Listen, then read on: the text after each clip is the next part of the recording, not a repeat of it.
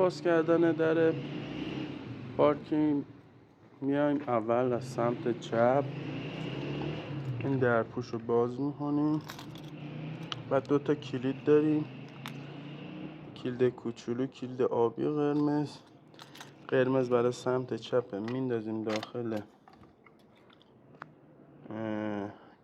کلید، اینو میچرخونیم باز میشه. خب حالا این بالاش یه اهرمیه، این دستگیره، اینو به این صورت میگیریم، فشار در باز شد.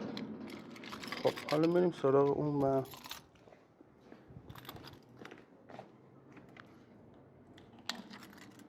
کلید آبی رو میندازیم، بازش میکنیم و حالا این اهرم از این آخه سمت کلید میشه، فشار میدیم باز میشه.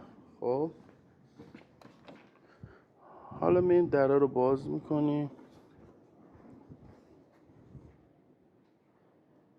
این برم به همین صورت،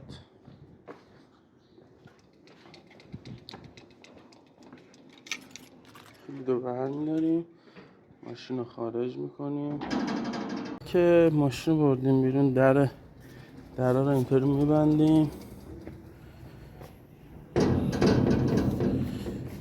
میایم قفل این برا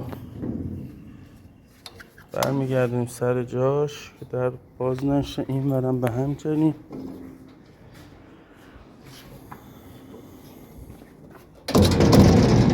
اصلا این پا رو میذاریم جلو که سفت بشه، بعد این در رو میبندیم، بعد در آخر کلیدا این قفلا رو برمیگردیم سر جاش.